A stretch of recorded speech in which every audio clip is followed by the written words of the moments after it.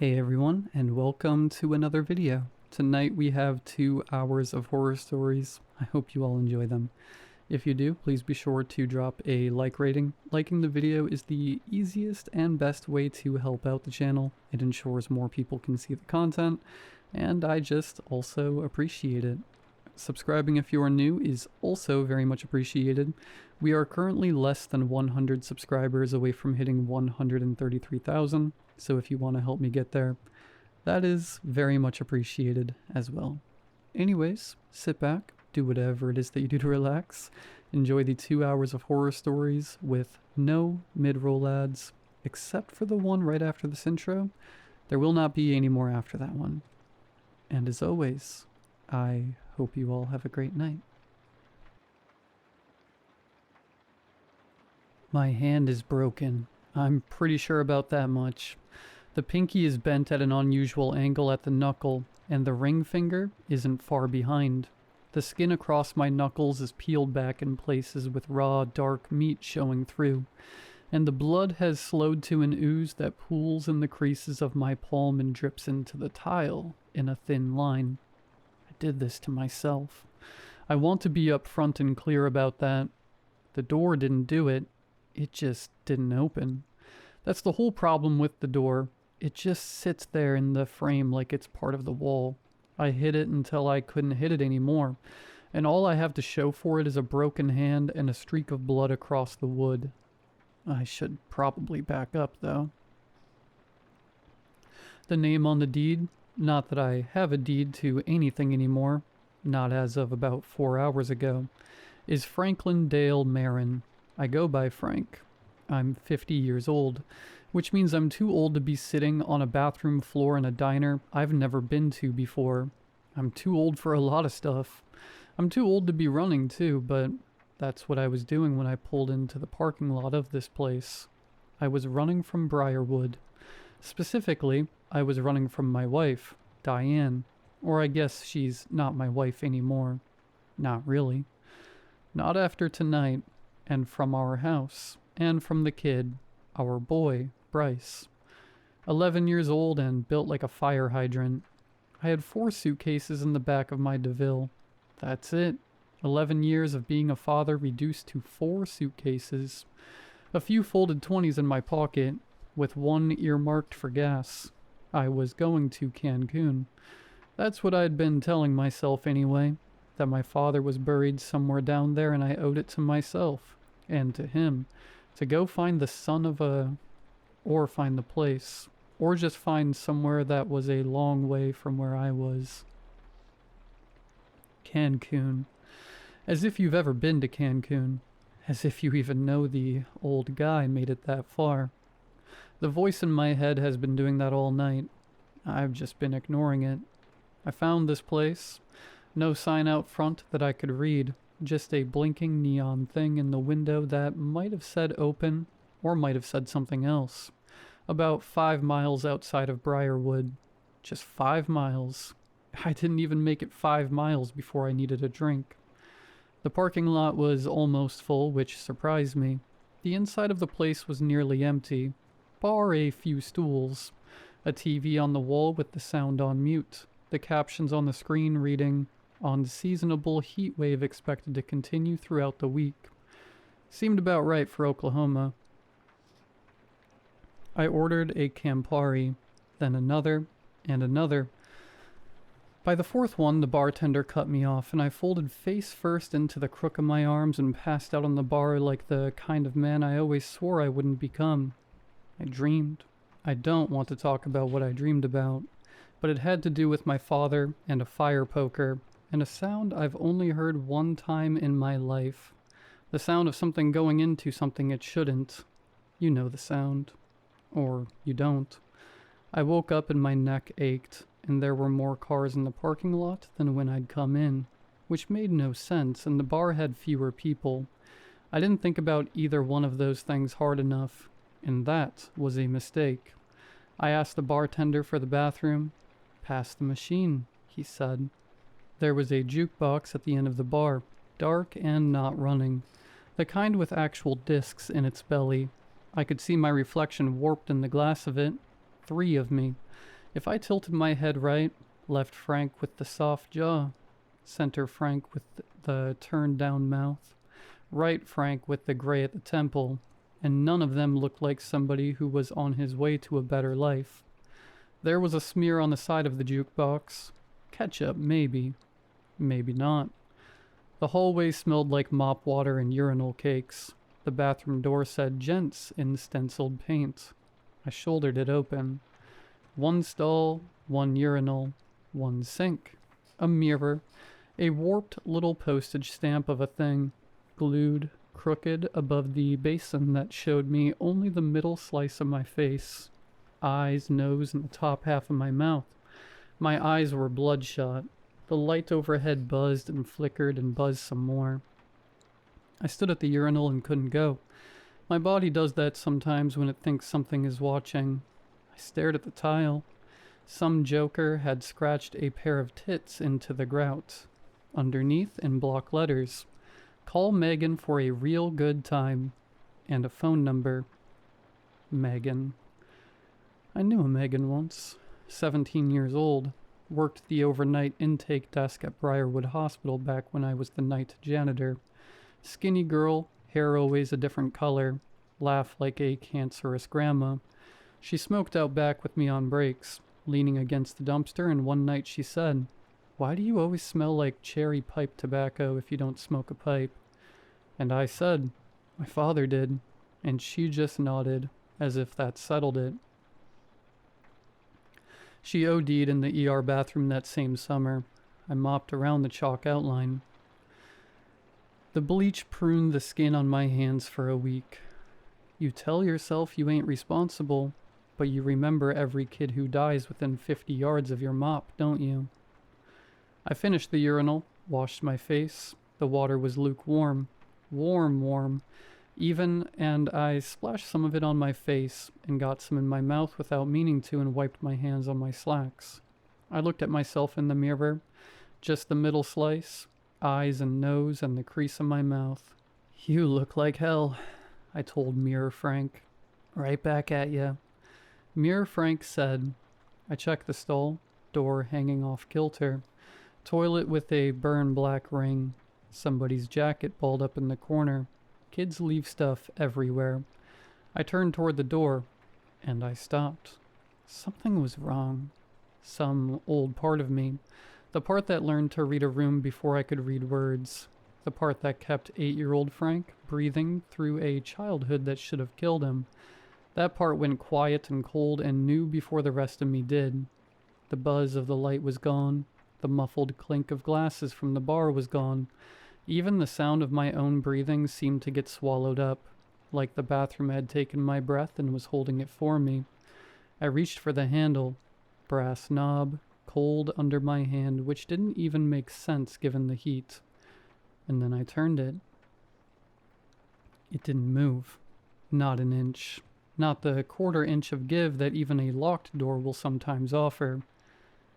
"Hey," I said to the wood. "Hey, come on." I tried again. Both hands, full grip. Torque it right, but nothing. "Hey!" I hit the door with my palm. Then my fist. I'm not going to narrate the next few minutes in detail because I'm not proud of them. I'll just say that somewhere in there I lost control of the sensible part of my brain entirely. And by the time I came back to myself, I was sitting on the floor with my back against the door and my hand wrecked and my face wet, and the voice in my head very, very quiet. The way it gets when even it doesn't have anything to say. "You deserve it, Frankie. Every bit of it." My name was on the deed, and now I'm sitting here thinking about 2015. August 10:34 p.m.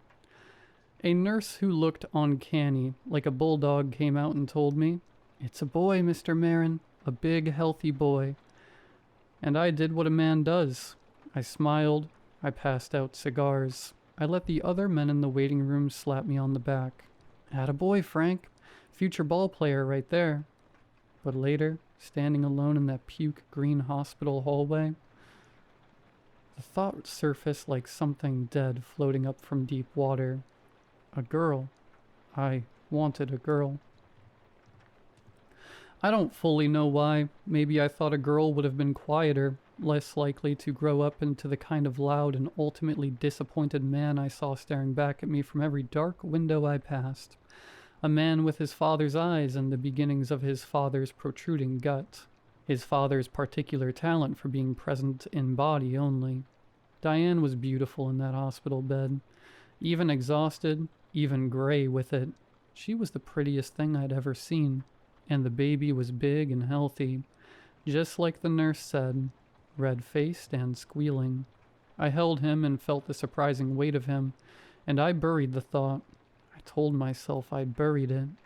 I played the hand I was dealt. I played it for 11 years. You call that playing?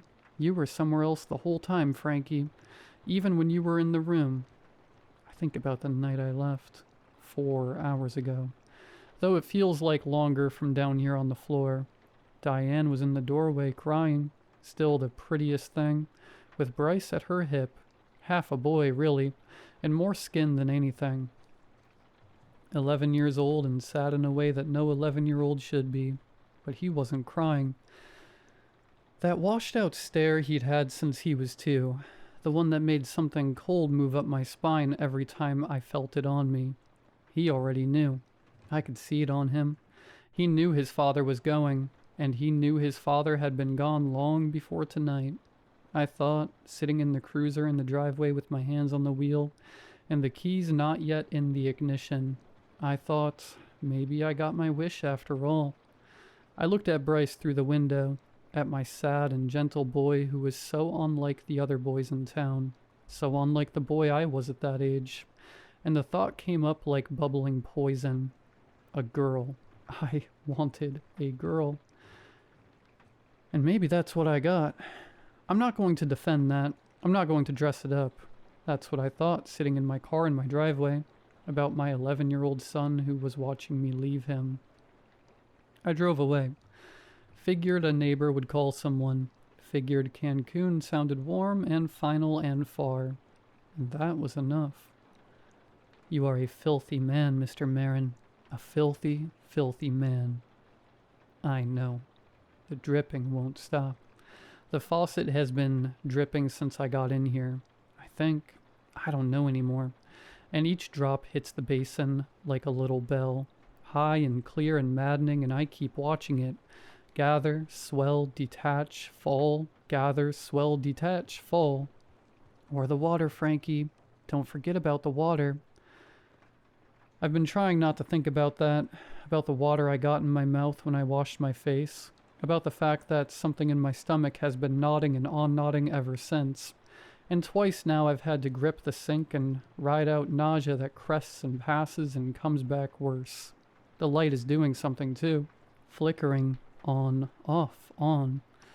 And in the dark between the flickers, just for a half second, just long enough that I can't be sure, I see shapes that aren't there when the light is back on. Or maybe they are there. Maybe I just can't see them when the light is on. The little window above the stall is prison-sized, way too high for me to reach. But I can see sunlight coming through it, which means it's still the same day, which means I haven't been in here as long as it feels. I look at my hand. The blood has dried in the creases of my palm. The broken fingers have swollen up thick and purple, and I can't flex them without the kind of pain that makes your vision go white at the edges. I look at Mirror Frank. He looks back at me from the middle of his face. Just the eyes, just the nose, just the wreckage of a mouth. He looks scared. Because you are scared, you coward. Yeah, I tell him. I sure am. It doesn't make anything better. The door doesn't open. The light keeps doing what it does. But it's the first honest thing I've said in, God, I don't know, years maybe. The faucet is still dripping, and I just threw up. There was water in it. Way more water than I've had to drink. Part 2. It's been a full day. I know that because of that little window above the stall. I can't see out of it, but I can see through it. Sort of. When light came through this morning, I knew it was day. Now it's a dark gray smear, and I know it's night. I've been in here a full day. My knee is bad now. Did something to it when I tried to stand on a trash can and jump up and see through the window, which, in hindsight, was one of the stupider things I've done in a life that has no shortage of stupid. Something went pop, pop when I came down wrong, and now every time I put weight on it, the kneecap grinds like a sandbag. So I'm limping. 3 limps from door to sink, 2 from sink to urinal, turn, 3 back. It hurts like hell, but it's all I've got to keep from going insane. My broken hand throbs in time with the drip. Drip, pain, drip, pain, drip, pain. I've been going through the jacket. Someone left it in the stall all balled up in the corner. This is the 4th time I've picked it up. I keep putting it down and picking it up because there's nothing else to do in here. And because I keep thinking I've missed something. And because at some point I stopped being embarrassed about how desperate it all is. It's denim. The patches tell me something about whoever owned it. A skull with roses growing through the eye sockets, a faded American flag, and stitched in red thread with the words, "Live free or die." New Hampshire. That was a New Hampshire thing, wasn't it? Their state motto or whatever. So this jacket belonged to someone from New Hampshire. Or someone who'd been to New Hampshire. Someone who'd sat in this stall and taken off their jacket and left it here and what? Left through the door that I can't open? I push this thought away before it angers me, and I check the pockets. Again, I've done the outer ones twice already and nothing. Not even pocket lint. This time, I try the inside pocket. The one against the chest, and my fingers find something. Paper folded up tight that I swear I couldn't feel before. I pull it out. Use my good hand and my teeth to get it open because the broken fingers on my right hand have swollen up purple, and I can't grip anything smaller than a doorknob with them. The paper is old and yellowed and signed at the edges. The writing is in pencil, erased and rewritten at least 3 times over, and I can see the ghost marks of the earlier attempts underneath the final version. 4 words. Don't drink the water. I stared at it for a long time. Then I look at the sink. Gather, swell, detach, fall. I already drank the water. I want to be clear-eyed about that. Not on purpose. I splashed it on my face last night when I first came in, and got some in my mouth. Just a little. Maybe more than a little. I rubbed my eyes with wet palms. I didn't think anything of it because why would I? It was a sink in a diner bathroom. It was just water. After you drank it, Frankie. After you took it inside you. My stomach has been doing something since then. Not pain exactly. More like a slow churning. Something that crests and recedes and crests again. Worse each time. My head feels stuffed. Thoughts moving like they're wading through a ocean current. I told myself it was the Campari hangover. But that was this morning, and it's not getting better. I crumple the note and throw it at the toilet. It hits the rim, bounces, lands near the base, and unfolds slowly in the flickering light. Don't drink the water. Too late, I tell it. Too late. My lips taste like metal and old hose water. The kind of hose water that's been sitting in the pipe since last summer. Bryce used to drink from the spigot out back, and Diane would scream about parasites, amoebas, brain-eating microbes, and Bryce would just look at her with that patient, untroubled look as if he'd already made his peace with the world, and everything in it. That look that used to make me want to shake him and scream, "Get mad, throw something, be a boy." I never said it out loud. I want that on record. I never laid a hand on that boy either, which is the one thing I've got over my own father. Some nights it was the only thing, but the voice in your head doesn't have to come out of your mouth to do damage.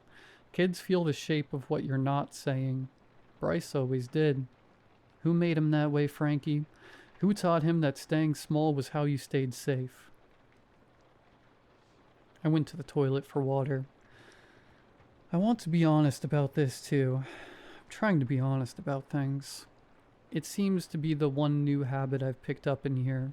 I went to the stall and I leaned over the bowl and I looked at it. There was a hair floating on the surface. One long, dark strand of hair. It made me think of Megan, on the ER floor with her hair fanned out around her, arms stretched wide like she was trying to make a snow angel. I didn't drink from the toilet, but I thought about it. That's where I'm at. That's what a day in this room has done to me. My throat feels like I swallowed a fistful of sand. My tongue sticks to the roof of my mouth when I talk, and I've been talking more than I should. To the mirror, to the door, to the voice in my head, to nobody. All I know is that I would give my other hand for a glass of water that wasn't dripping from the faucet. Not yet, you mean. You ain't that thirsty yet. The lights went out. Just for a moment. 12 Mississippi. I counted. But long enough that I made a sound I'm not going to describe, and my good hand flew out and found the edge of the sink and held on like it was the rail of a ship going down. The dark in here isn't regular. It's the kind where you can't tell if your eyes are open or closed, or even where your hands are, even if they're right in front of your eyes. When the light came back, I said, "See? Power surge. Just a hiccup." Out loud to nobody. My heart didn't believe me for about 10 minutes. I stopped pacing eventually and went back to the door. I don't know why I keep going back to that door. It hasn't changed, and it will not change. The knob is a decoration on a wall, but I keep going back the way your tongue keeps finding the socket of a pulled tooth, compulsively unable to help itself. I press my palm over the bloody smear on the wood, the streak I left last night when I split my knuckles open, and I pressed hard and I said something I swore I would not say. I said, "Please." I said I got the message. I'm a coward. You win. Just let me out and I'll call them. I'll go back. I'll send them money. You're bargaining with the bathroom door, Frankie. The voice was right. I stopped talking. And then I felt it. Through my palm, I swear I felt the faintest pulse, like something on the other side shifting its weight or leaning in, an ear pressed to the panel. Something like that. I yanked my hand back. "Who's there?" My voice came out louder than I meant it to. "Hey, who's there? Open the door." Nothing. I pressed my ear to the wood and it was ice cold, colder than it had been just a second ago. Cold enough that the cartilage of my ear stung. I held my breath. I listened past the blood in my own head and the drip behind me, and a sound. Something between a grunt and a groan, muffled by the wood. It went on for a few seconds, then stopped. Then the faucet dripped louder. Gather, swell, detach, fall. I'm sitting with my back against the door now. I can feel the cold of it through my shirt. The light is doing its thing overhead. Buzz, flicker, buzz. And I'm looking at the note on the floor by the toilet. My tongue is leather. My hand is a thing that happens to be attached to my arm and occasionally reminds me it's there. By turning the pain up so much I can feel it in my teeth. I keep thinking about Bryce. I took him fishing once. He was 5, maybe 6.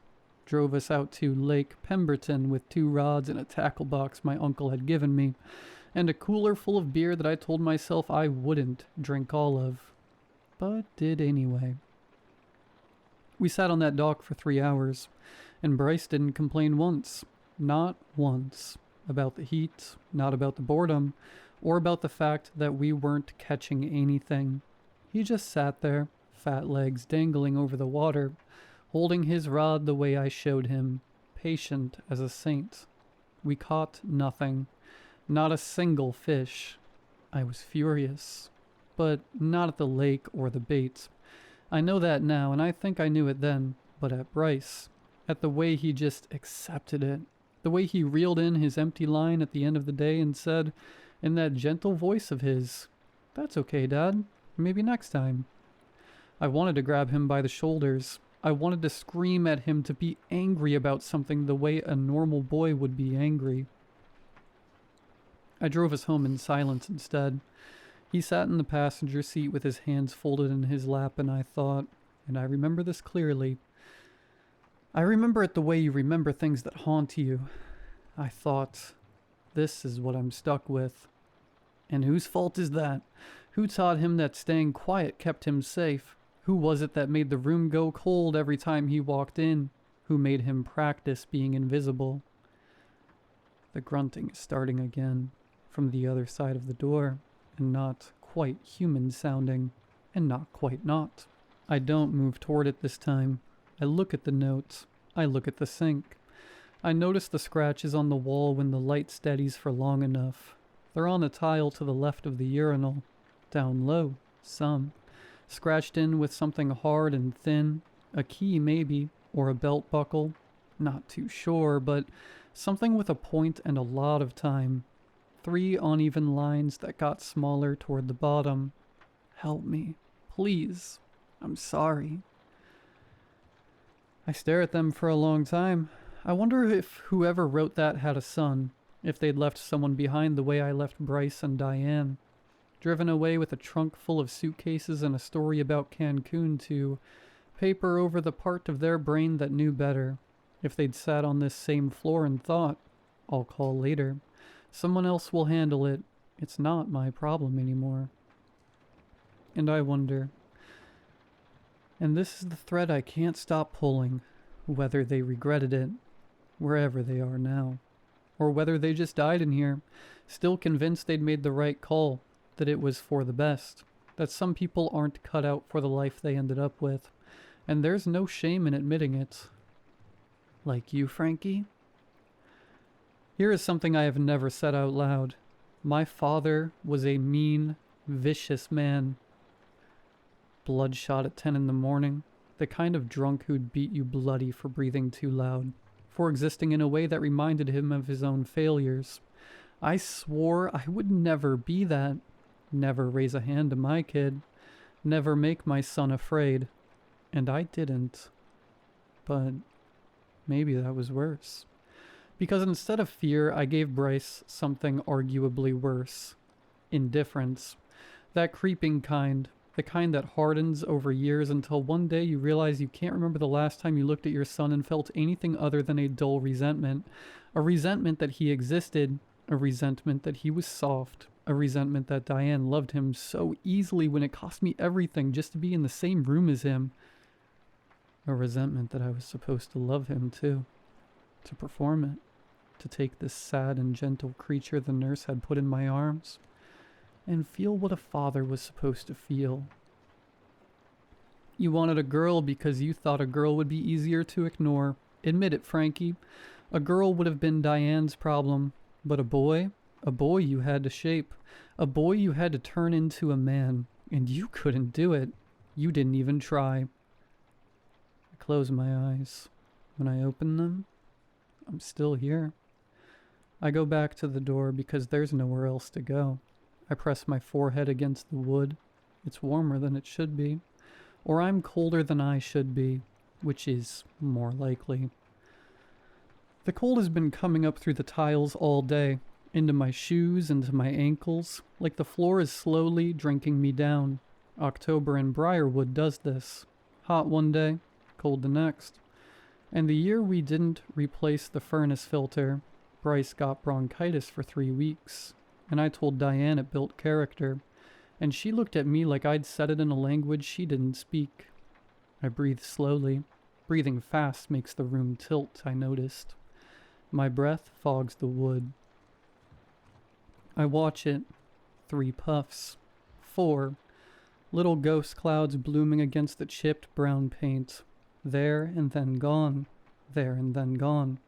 And I count them because counting is something to do, and I have almost run out of everything else. Then I push away and do the inventory. Stall, urinal, sink, mirror, jacket, light. That's it. That's the whole world. The light buzzes. Then it goes out. I make a sound I am going to decline to describe. My good hand finds the sink edge by muscle memory. And I hold on. I close my eyes even though there's nothing to close them against it. It just helps to choose the dark rather than have it handed to you. I count. 1 Mississippi. 2. When I was a boy and my father locked me in the hall closet, go in there and think about what you done. I counted in the dark. Numbers like rungs. Something to climb out of my life and run away. 12 Mississippi. The light snaps back with a spit and a flicker and holds. My heart takes a while to catch up. The little window above glows yellow from whatever outside light is still out there. Parking lot lamp, maybe. The world still running its errands without me. And for some reason, that's the thing that gets me. Not the door or the water or the scratches on the wall. Just that yellow glow. Just the fact that it's out there and I'm in here. And I did this. You left your own wife crying in the doorway.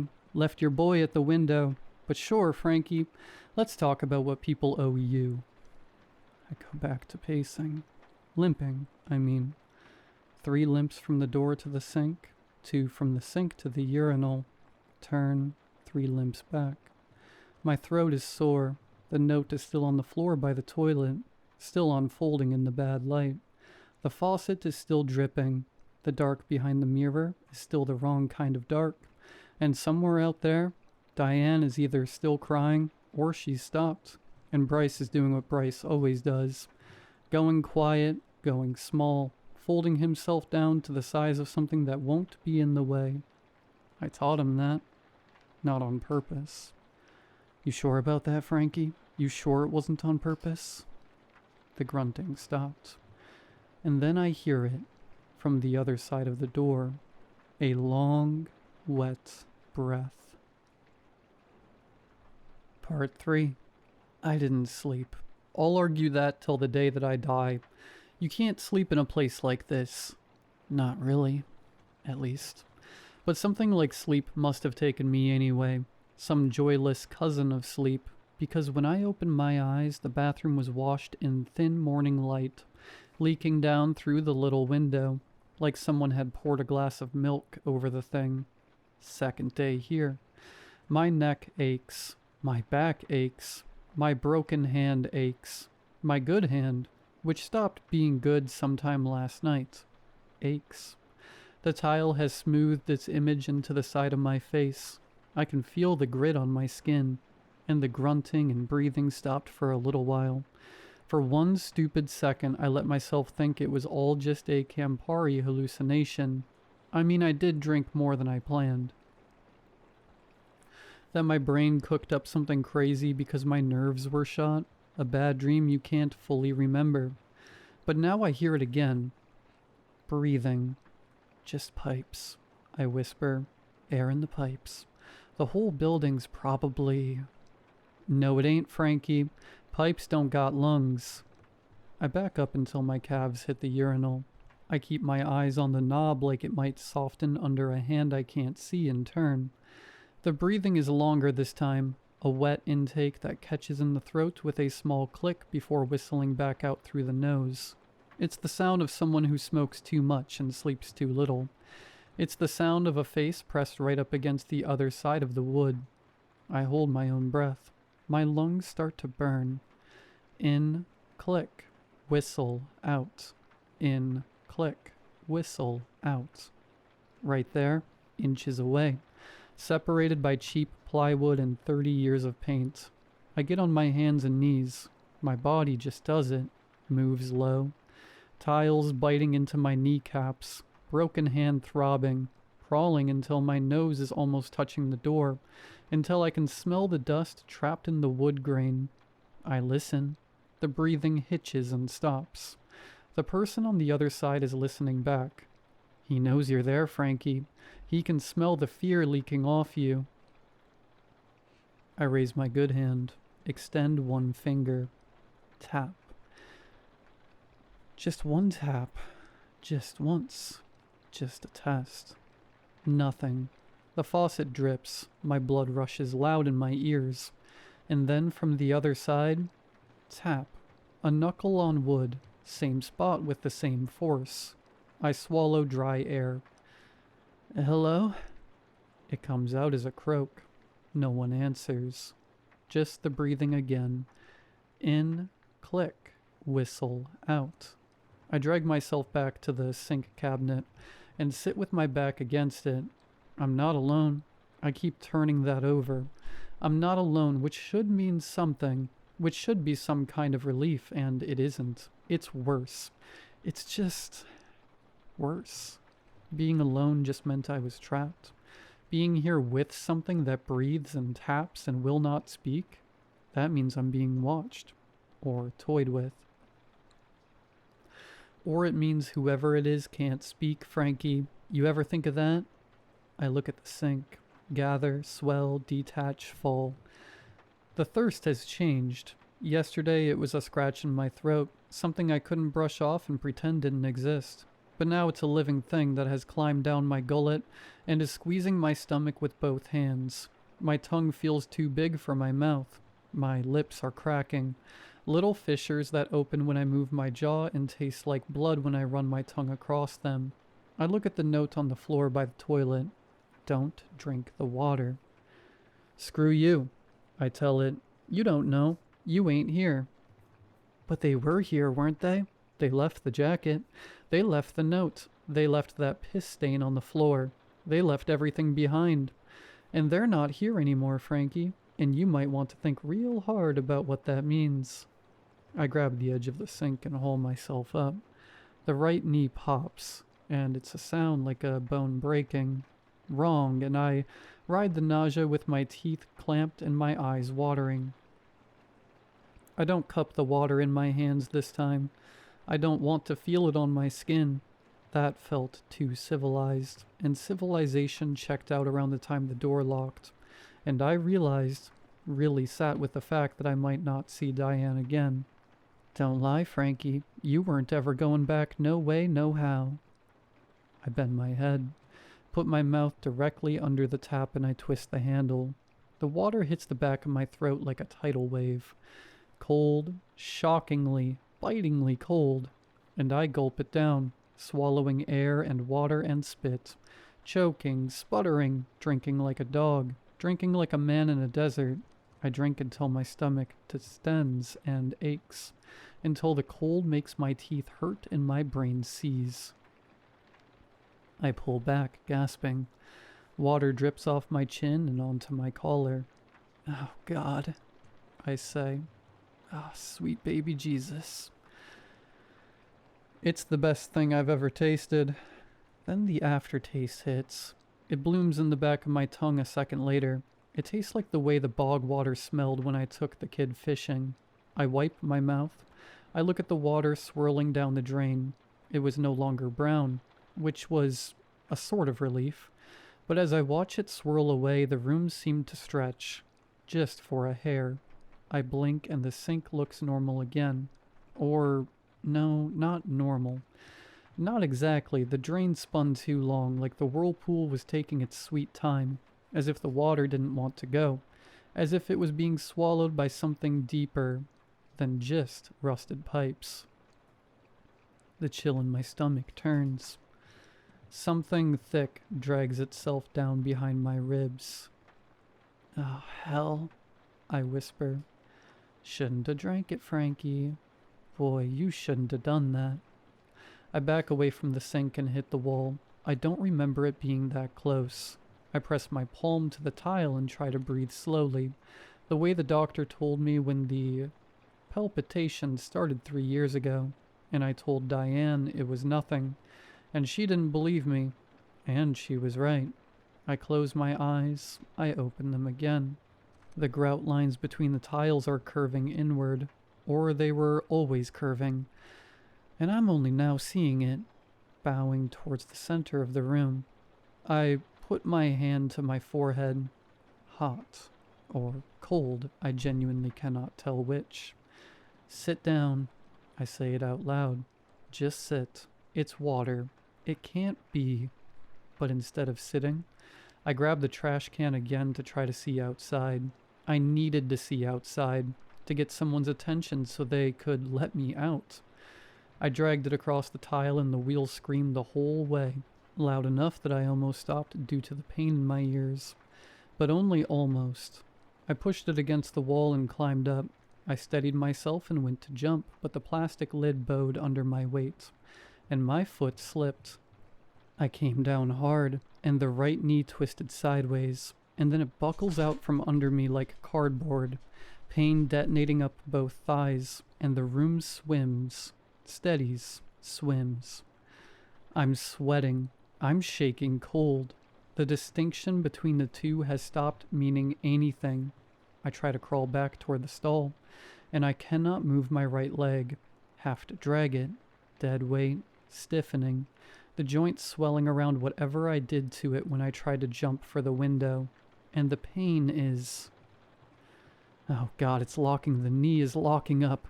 It won't bend. It won't bend, and the pain is white. It's searing, climbing up my thigh like fire, like acid, and I can't move. I can't even try without the whole leg seizing up, cramping, screaming, and what if it's permanent? What if I tore something that doesn't heal? What if I'm stuck in here with a dead leg and... The thought snaps off. The room swims, then steadies, then swims again. Black. Part 4. I come to with my cheek pressed against the tile, tasting grout. My mouth is open and drool drips from my chin onto the floor beneath me. How long? Couldn't have been that long. The light is still doing the same death-rattling flicker. The faucet is still... Gather, swell, detach, fall.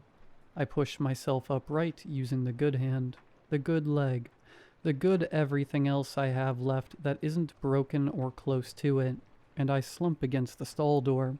My right knee screams when I try to shift any part of my body. Something went very wrong in there during the fall. Something very, very wrong. You're falling apart, Frankie, piece by piece. Nobody's coming to put Humpty Dumpty back together again. The sound behind the door has gone still again. No breathing, no tapping. God, the quiet is worse than the noise was. Quiet means waiting, and what in the hell is it waiting for? For you to get thirsty again, for you to get dumb again. I swallow, my throat is already dry again. I run my tongue against the roof of my mouth and it rasps. Scrapes, like the water I drank didn't quench anything, just wrung me out like a sponge and left me emptier than before. I look at my hands. The good one is shaking visibly. The broken one just throbs, matching the faucet's drip.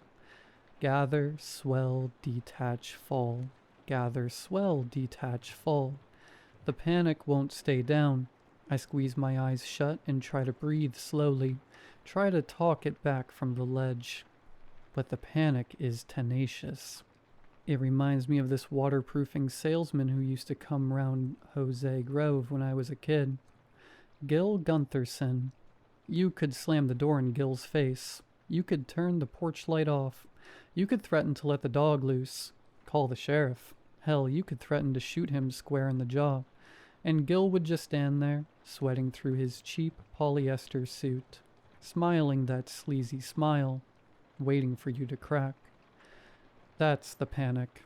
It's Gil Guntherson, just sweating on, pooling in my brain, and thinking about sweat. God, am I sweating? A cold and slimy filth like I've been dripped in lard. Makes me think about the summer of '94. A week in August, I picked up some cash working off the books for Levesque's septic company. The Honey Wagon, it was called. Though there was nothing sweet about it. It was 104 degrees in the shade, a heat that sat on your chest like a fat aunt. And Levesque had taken a job in Briarwood at the estate of some textile heir who hadn't pumped his tank since Truman fired MacArthur. I remember the smell before anything else, before the truck stopped rolling, before we even popped the lid. You could taste it. And it wasn't just crap, let me tell you. Crap is honest. Crap is biological. This was something else. This was a fermentation. A soup of bleach and drain cleaner and human waste and lie that had been cooking underground for God knows how long. Levesque, a man who had no nose left to speak of and smoked unfiltered Camels while he worked, handed me the pry bar. "Pop her open, Frankie." I jammed the iron under the concrete lid and I heaved, boots slipping in perfectly cut briarwood grass, and the seal broke with a sound like a sloppy kiss. Schwuck. And the lid slid back. I didn't throw up. I was proud of that. I really was, but I wanted to. There was a solid 3-inch crust of gray-brown matter hardened over the top of the tank like the skin on pudding. It rippled when the light hit it, and right in the center of that crust, stuck fast, was a pristine white plastic comb. Just a comb. Probably dropped down some toilet in the 50s by a kid who never thought about it again. I stood there staring at it. I couldn't stop. I was thinking about the journey it had taken, from a marble bathroom counter that probably smelled like lavender, down the porcelain throat, through the dark twisting pipes, all the way down to this tomb. And it was still white, still perfect, floating on top of a literal ocean of rot, refusing to sink, refusing to be stained, refusing to be taken. I remember wanting to reach down and pluck it out, not to keep it, Christ, no, just to see if I could separate the clean thing from the dirty thing without falling in myself. "Quit staring at the turds, kid," Levesque barked. "Hook up the hose. We got sucking to do." I hooked up the hose. I spent 6 hours inhaling that air, 6 hours listening to the slurp, chug, slurp of the pump eating through the crust. When we were done, when the tank was empty and the check was signed, I went to the spigot on the side of the rich man's house to wash my hands. The water came out ice cold. I drank it straight from the tap, just like I did at that sink. Mouth under the metal, gulping until my belly was tight as a war drum, and for a second it tasted like heaven, like salvation. But on the drive home, sitting in the cab of the honey wagon with the windows down, I burped, and it tasted like the tank, like the gray crust and the bleach and the rot, as if the air I'd been breathing all day had saturated my blood, as if the water had just rehydrated the sewage coating my throat.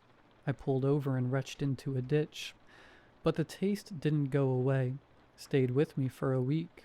Every time I drank water, I tasted the crust. Every time I swallowed, I felt that white plastic comb bobbing somewhere in my stomach. And you taste it now, don't you, Frankie? I do. I taste that comb. The water from the bathroom sink is sitting in my gut, heavy and sloshing, and the aftertaste is rising back up my esophagus.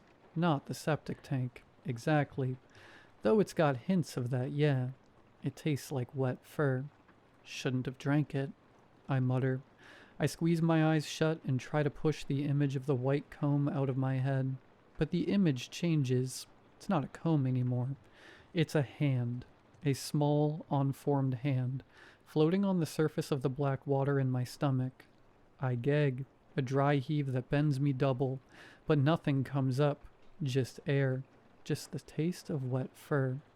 And then the breathing starts again from the other side of the door. It sounds more like a machine now. An EKG hissing behind the wood. I push myself upright, back sliding up the stall until I'm sitting straight, legs splayed out on the checkerboard floor. The movement makes my head swim, but I ignore it.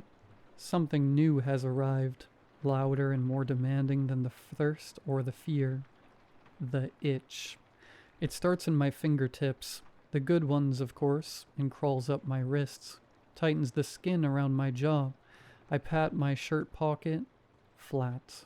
I pat my pants. Nope. Nothing but car keys and a gum wrapper. I need a smoke. I need a smoke so bad my teeth hurt. Other things hurt too. All of me hurts.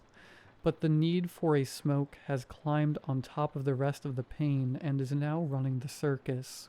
My eyes go to the jacket on the floor by the toilet. Check it again, Frankie. You checked the inside pocket. You didn't check the insides. Maybe our New Hampshire friend had the same filthy habit as you. I don't hesitate. I crawl over to it, dragging my bad leg, moving like a crab. I've checked every pocket on this thing like it's got a winning lottery ticket in it. Outer pockets, inside pocket. Even turned it upside down and shook it. But I never checked the bones of it. The denim is stiff with road grime and something that might be bird crap. I bunch the front of it in my good hand and start feeling at the lining with my fingers, digging along the seams, pressing, feeling for anything that doesn't belong. "Don't hold out on me," I whisper. "Be a pal. Come on, be a..." My fingernail catches a loose thread near the inside hem. I pull. The thread pulls back. The seam opens just enough to make a dark little mouth in the lining, and inside it, I feel a crinkle. My heart jumps so hard it makes the room tilt. I hook 2 fingers into the tear and dig around, fishing blind inside the jacket's guts, and then I pull something free, a soft pack of Pall Malls, crushed and bent nearly in half, sweat soft and lived in, but they're here. I shake it, not empty. "Thank you," I wheeze, and the wheeze turns into a laugh that turns into a hacking cough. I fish out a cigarette, crook it into a V shape, tobacco shedding from the tip, but smokable, and I stick it between my lips. The taste of unlit tobacco is the single most real sensation I've had in 2 days. Then I go back to the tear. If someone hid cigarettes, they hid the fire too. I reach inside again, feeling deeper this time, and my fingers close around something small and hard.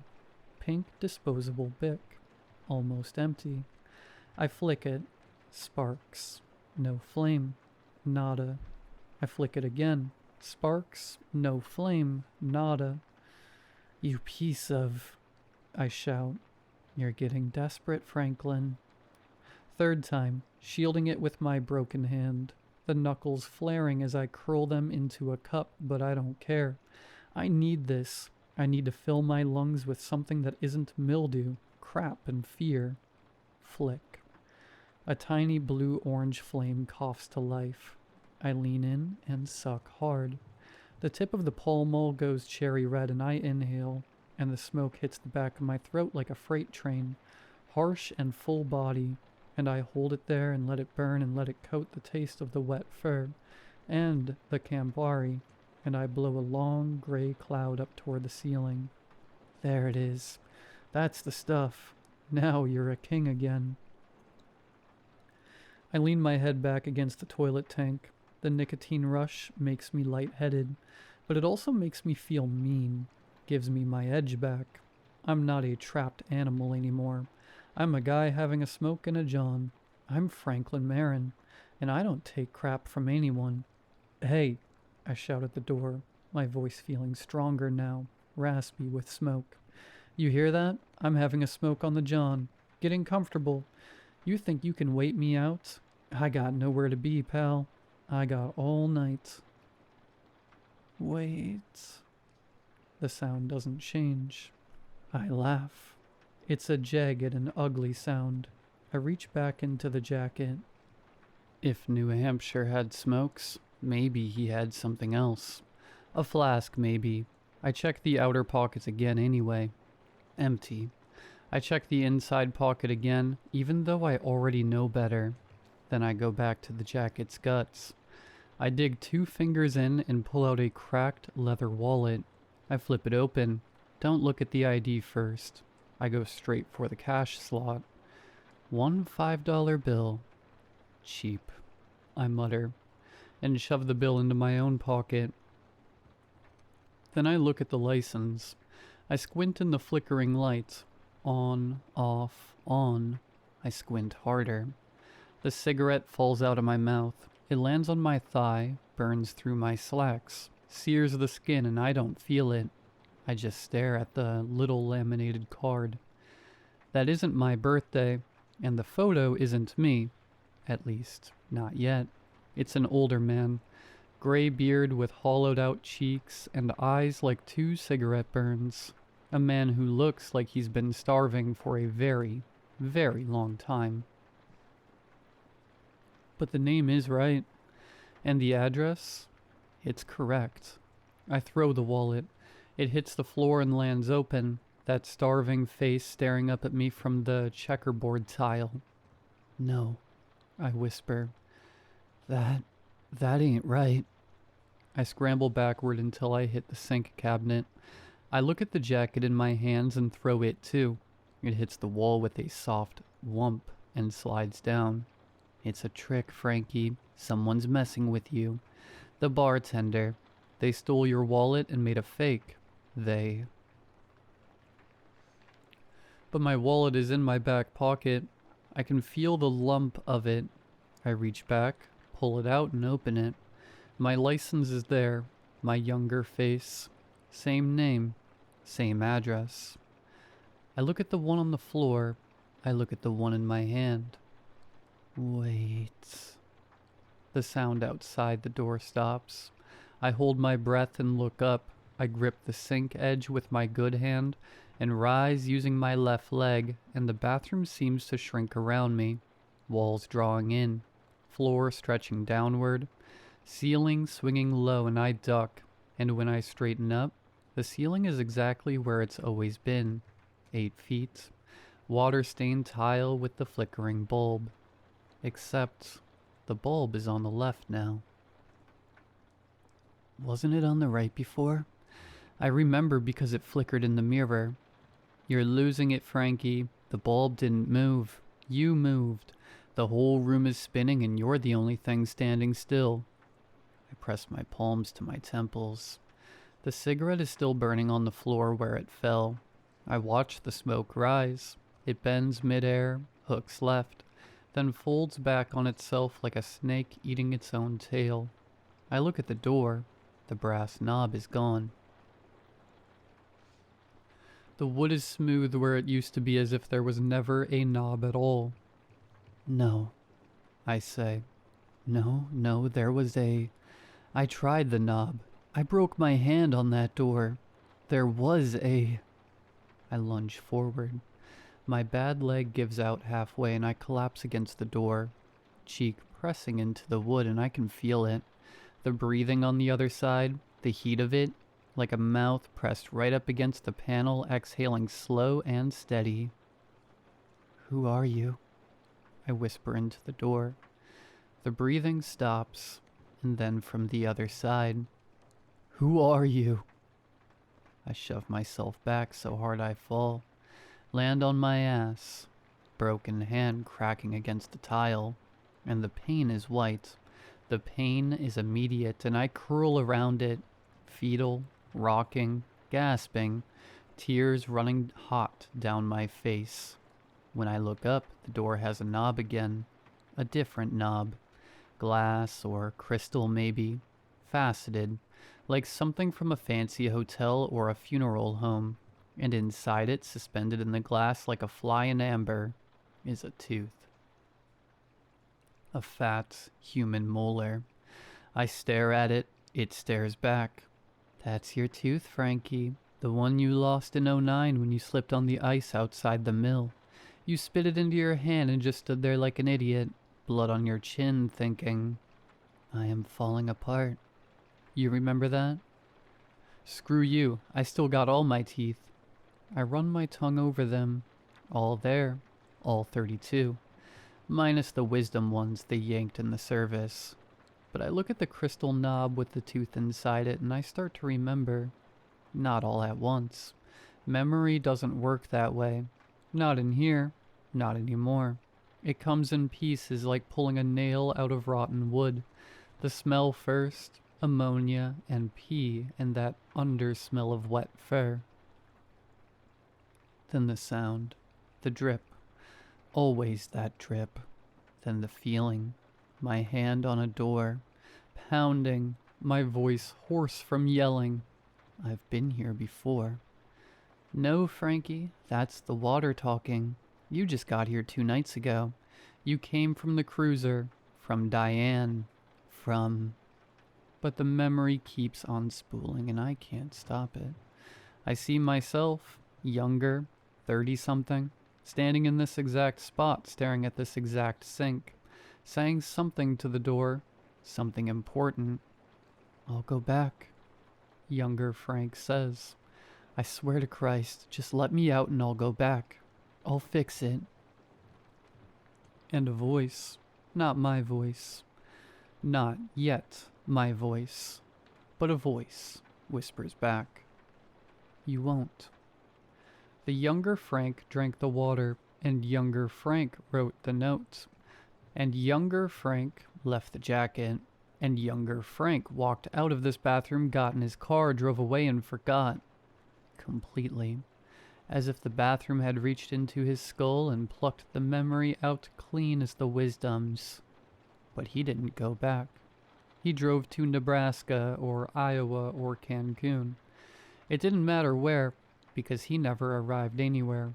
And one day, a year later, or 10, he got hungry or thirsty or just plain tired, and he pulled off at a diner he'd never seen before but somehow recognized, not even 5 miles from home.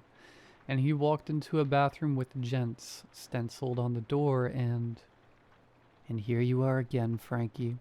Right back where you started. How many times now? 3, 5, a dozen? "No," I whisper. "I don't remember any of them, but I'm already looking at my hands. The broken one is worse. The fingers have gone ash gray, and the good hand..." I turn it over. I look at the palm.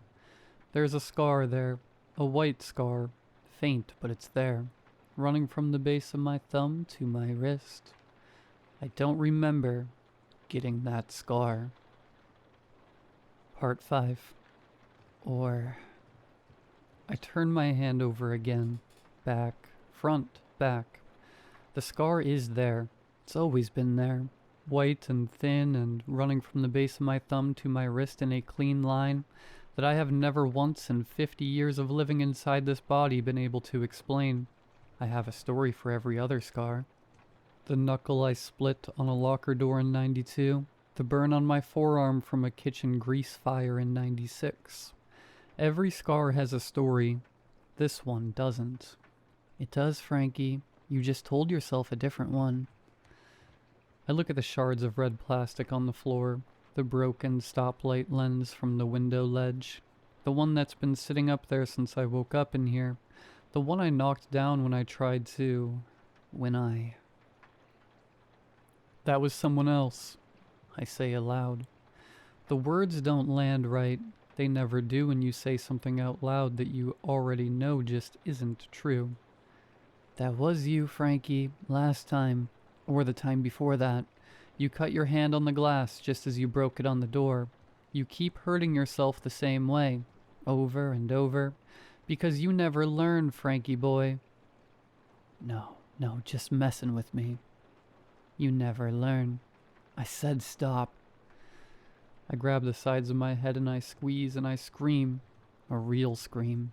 The kind that fills your whole chest cavity first before it ever comes out. Until saliva floods my mouth and my vision goes black at the peripheries and I have to let go just to stay conscious. The bathroom keeps existing around me, uncaring and as patient as a headstone. My breath comes back in pieces. I wipe my mouth with the back of my good hand. It's shaking. Has been shaking for... God, how long now? Hours? Maybe longer? Maybe it's been shaking my whole life and I only just noticed because there's nothing left to do in here but notice things. You're losing track of time, Frankie. That's what the water does. Time gets slippery, slides right through your fingers like crap through a goose. I finish for it. I laugh and it sounds wrong. More of a wheeze or a gag or something a sick animal makes when it's trying not to keel over and die. I look at my hands. The broken one is much worse. The swelling's gone down some, which should be a good sign, but it isn't. Because the color underneath is all wrong now, turning a deeper gray purple. That shade of old bad meat. I try to wiggle my pinky. Nothing. I try again. I send the signal down deliberately, the way you do when you're concentrating so hard on a physical task you can almost feel the individual nerves like wires. Move. Move, you son of a... Move. Nada. It's dead, Frankie. That finger's dead. Rest of the hand'll follow. Gangrene sets in fast when you're sitting in your own piss. Give it another day and you'll start smelling it. That rot. You know the one. I do. I worked a double at Jose General in 05, maybe 06. The years blur together when I try to look at them directly, mopping the third floor. It was August, specifically. The end of August, so it was the kind of heat that doesn't quit at night anymore. They wheeled someone in from a car accident on Route 9. Someone who'd been sitting in a vehicle for 3 days before anyone noticed the car pulled off in the breakdown lane. 3 days in August. The smell got into the ventilation system, into the walls, into the fibers of my uniform, and I drove home with the windows down the whole way, and it didn't matter. Diane made me strip on the porch, made me hose off in the backyard, in the dark like a dog, before she'd let me cross the threshold, and even then, she kept a window open. I remember standing in the backyard in the dark, wet from the hose, watching the yellow light in the kitchen window, and thinking about how far away it looked, just how small everything seemed. That's not the smell you're thinking about, though, is it, Frankie? I clench my jaw. It is. It isn't. You're thinking about the other one. That one from the trunk. There was no trunk. The cruiser, summer of 05. You remember, Frank. You remember what you put in there. You remember how long it took before you...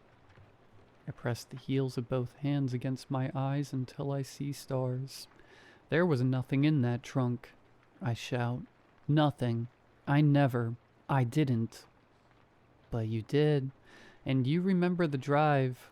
How long did it take, Frank? 2 hours, 3, all the way out to the quarry with the windows down, trying to air it out, trying to convince yourself it was just roadkill you'd driven past, just something dead and rotten on the highway that had gotten stuck in the undercarriage. Shut up. Stop. Can't stop, won't stop. The rock's at the bottom. You know how deep it is out there? Past the swimming area, out where the signs say, no diving, deep water. You know what's down there. It was dark. My voice is a whisper now. I couldn't. It was dark and I couldn't see what I was. My breath is coming in more rapidly now. My chest feels too tight and I can see it. Can see myself standing at the edge in the dark. The splash so small, so quiet in the loudness of the night, swallowed up by all the black water. No, that was someone else. That was a dream, or that was... You wore gloves, the yellow ones, Diane's kitchen gloves from under the sink. You remember putting them on, Frank. You remember how the rubber smelled. You drove back and you threw them in a dumpster behind the hospital. Behind your hospital, Frankie. Where you mopped floors and told yourself lies about being a decent man. A good man. And then you went home. And you told her you'd been working late. I was working late. The words come out flat and dead. I had a double. I was mopping the third. The third floor, yeah, you've said that. You've been saying it for over 20 years. Said it so many times you almost got there. Almost made it all the way to believing it. But sometimes late at night when Diane's lying there pretending to be asleep and you're staring at the ceiling, you smell it again, don't you? That trunk smell. That 3 days in August smell. My good hand moves to my throat. The air in here feels wrong and I can't catch my breath. It was an accident, I say. Was it? It was. Which time? My eyes snap open. Which what? You heard me, Mr. Marin. Which time was an accident? The first one or the second? Or was it the third? The fourth? The fifth? I don't. There wasn't. There was one. There was only ever one, and it was an accident. It was dark, and I couldn't. The splash was small, wasn't it? The air goes out of me. You always think about the splash, but not the drive or the gloves, not the weight of it. Though that surprised you too, didn't it? Just how light. You think about the splash because it was small, because you expected something bigger, and the smallness of it was the thing you couldn't. The thing you'd never been able to. Stop. The second one was quieter, though. Stop. The third one? You didn't even get out of the car for. You just opened the trunk and... Stop it. Stop. There was only ever... The shoes, Frank. I make a sound I have never heard myself make before in my entire life. Something that isn't a word, but rather comes from a place in me I have spent 30 years building walls around. You keep the shoes. Did you know that? Every time you come back here, the water shows me the shoes. Little things. 2 pairs with Velcro straps. One with the laces tied in a double knot, the way a mother would do it. Still in the trunk of the cruiser. In that locked metal box under the spare tire. You told Diane you kept the jumper cables in. You remember exactly where you put them. And you don't know why you kept them. And I think, if you were honest, if you could be honest about even one thing in your miserable life, you would know exactly why you kept them. I'm on my hands and knees on the tile, and I do not remember getting here. I can feel the cold of the floor through my palms, and my dead hand is screaming, and I cannot breathe. I cannot get air in past whatever is sitting on my chest. Whatever has been sitting on my chest since 2005 or 2006 or whenever it was the first time I drove out of the quarry with Diane's yellow kitchen gloves on my hands and told myself lies in the dark. They were already... The sentence collapses. Go on, Frank. Finish it. Just once. Say what you did. Not to me, I already know. Say it to yourself. Say it out loud and proud in a room where there's nobody left to protect you from it. I open my mouth, but nothing comes out. 50 years and not a single word comes out. That's what I thought. And then, silence. The faucet drips, gather, swell, detach, fall. I am on the floor of a bathroom in a diner I don't remember pulling into, with a dead hand and a scar I can't explain, and a locked metal box under a spare tire, and I have been a lot of things in my life. A son, a husband, a father, a janitor, a coward. But I have never said the word out loud. Not once. Not in 50 years. I don't say it now. And from the other side of the door comes a sound I haven't heard before. Weeping. Quiet. Decades old weeping. The sound of a person who ran out of hope so long ago that they don't even remember what hope felt like. I know the voice. I have always known the voice. I press my back against the wall and I pull my knees to my chest. And I sit there while the person on the other side of the door cries, and I do not move. And I do not speak.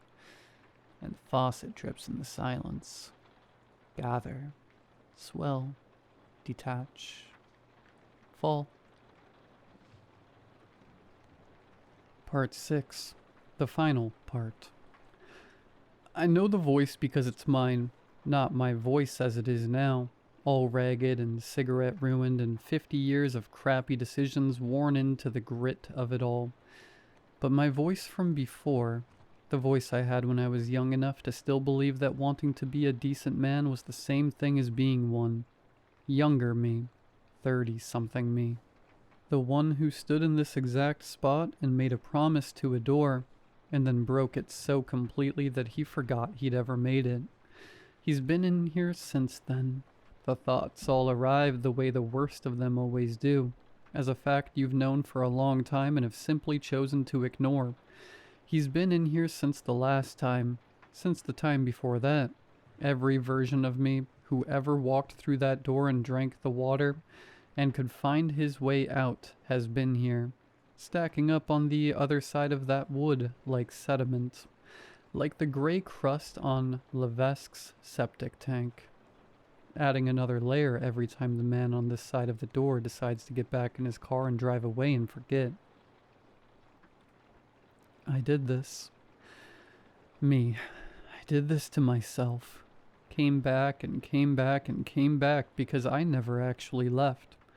You can't leave a place you never stopped running from, and I have been running from the quarry and the yellow kitchen gloves and the sound of the black water when it's swallowing something. And I have been running for over 30 years. And the running looked like Nebraska and Iowa and a diner off Route 9, and another diner, and another. And every time I ended up here, right in this room, in front of this mirror, looking at a man I almost recognize, but will never be able to. I'm sorry, I say. And it wasn't even to the thing behind the door, but to them all. To the version of me who stood here before with his hand bleeding from the stoplight lens and wrote, "Don't drink the water," on a piece of paper and left it in a jacket, knowing he wouldn't remember why, knowing the next man in this room would look at it and hesitate and drink it anyway, because that is what I do. I read the warnings and then decide I know better. I decide my crap doesn't stink after all. To my wife, who has been lying awake for God knows how many years in a house I used to live in, wondering if the man she married ever existed, or if she invented him out of loneliness or just sheer bad luck. To my son, God, my son, who is at least 10 and always will be in my head, who looked up at me from the back seat the last morning I was a father and said, "Bye, Dad." And I said something back. I must have said something back, but I cannot for the life of me remember what it was. I just hope it was enough. But I know it wasn't. The weeping on the other side of the door goes quiet. The light in here changes. Finally, stops its flickering.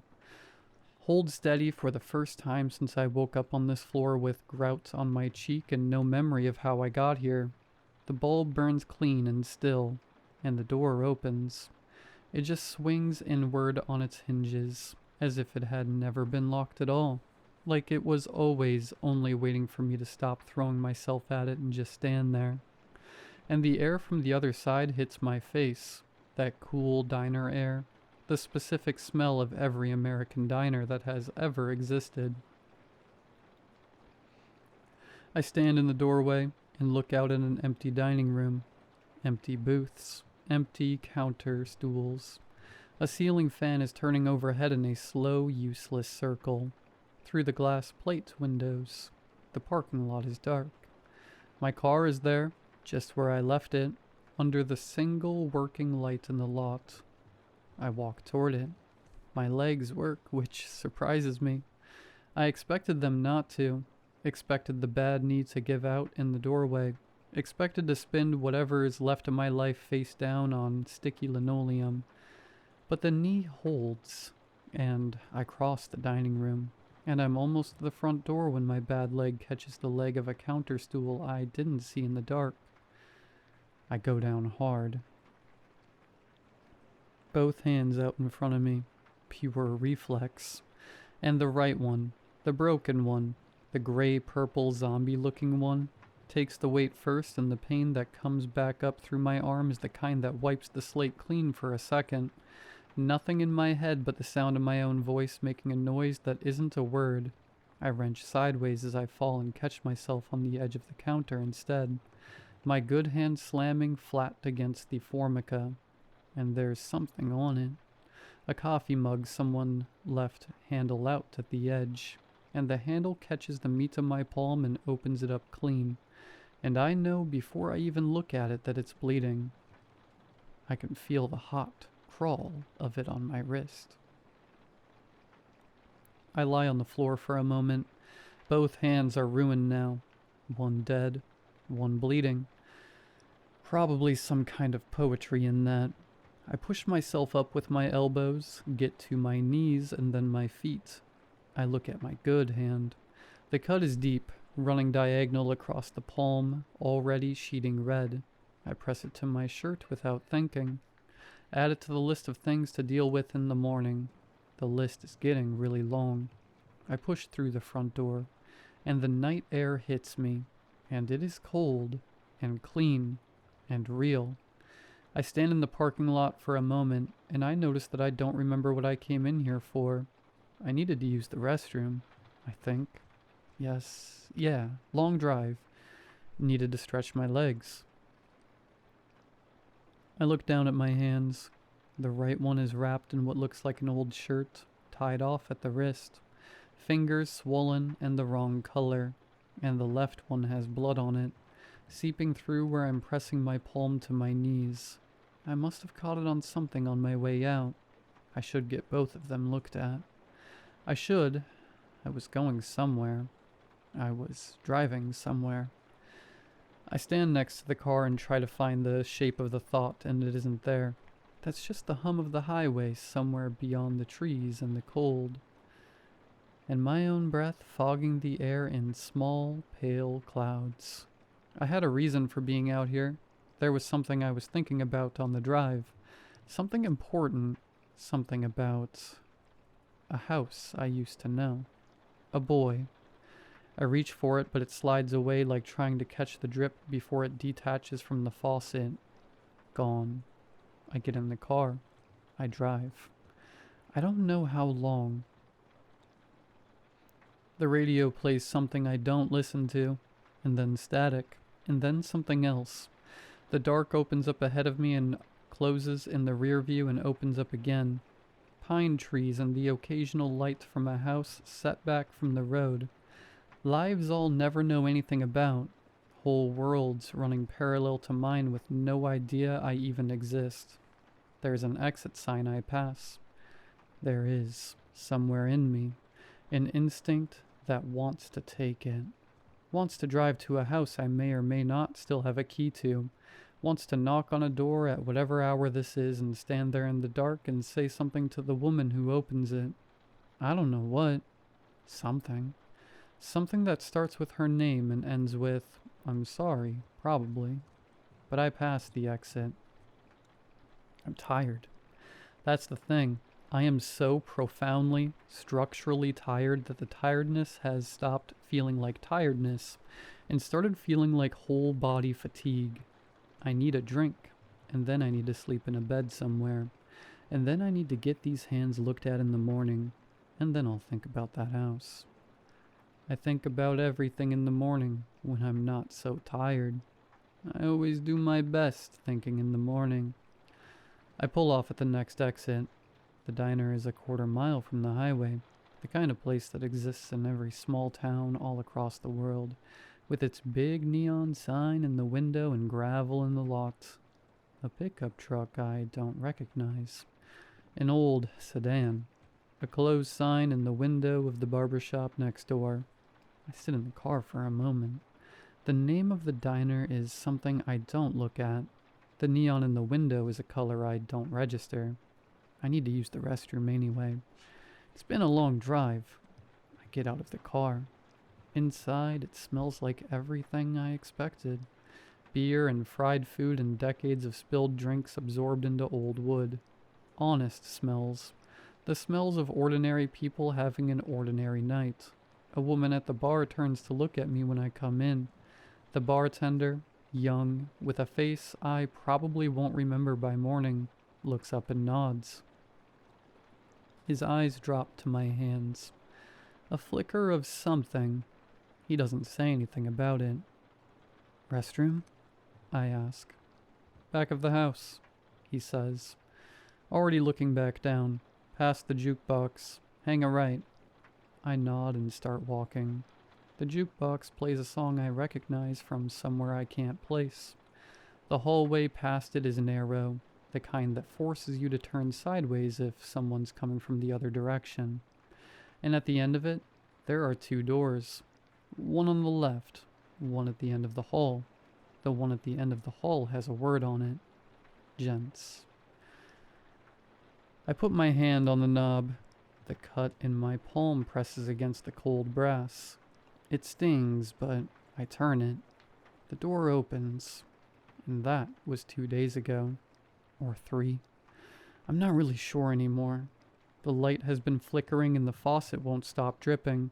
My right hand has gone a color that hands aren't supposed to go. And my left one is crusted shut where the cut stopped bleeding sometime yesterday. The door doesn't open. I've tried the window. I've tried screaming. There's a jacket on the floor that isn't mine. Some old denim with a patch on the shoulder that says something I can't read in this god-awful light. And in the inside pocket there's a folded piece of paper. I haven't opened it yet. I don't know why I haven't opened it. I think I'm afraid of what it says. Earlier today, I started hearing breathing from the other side of the door. I'm posting this from my phone. The signal is bad and getting worse. I don't know if this will go through, but I don't know if it matters. I'm so thirsty. There's a sink and the faucet just started running on its own. But I'm not going to drink from it. Sure you won't. You never do.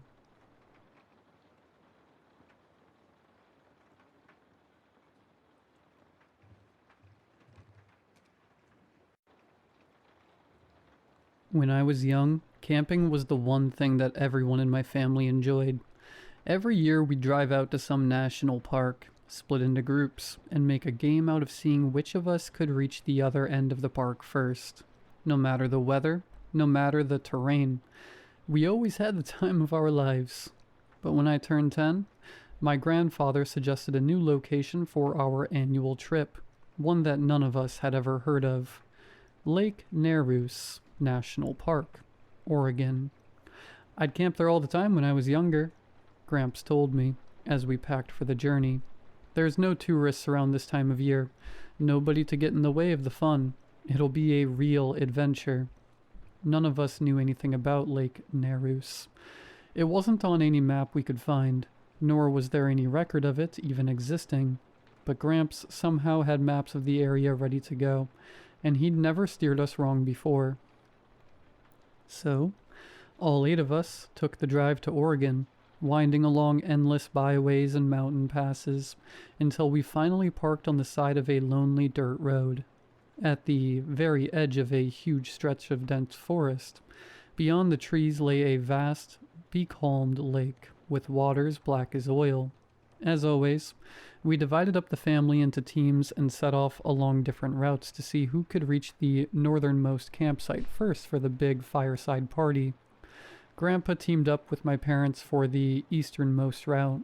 My older brother Sebastian teamed up with Aunt Marcy on a northerly route along the shores of the lake, and I was teamed up with my eldest sister Nina and her boyfriend Jason as they made their way west.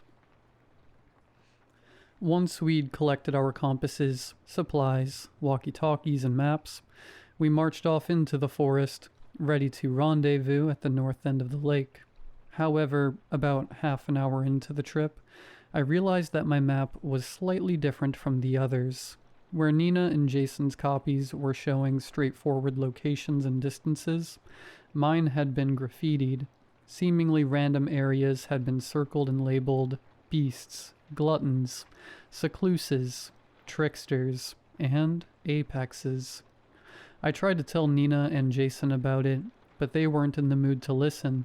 Nina was grumpy at having to play babysitter to me, and Jason was practically itching with impatience for the moment when he'd finally have some precious alone time with his girlfriend. So they ignored me as we marched uphill through the sparser end of the forest that bordered the western shore of Lake Nereus.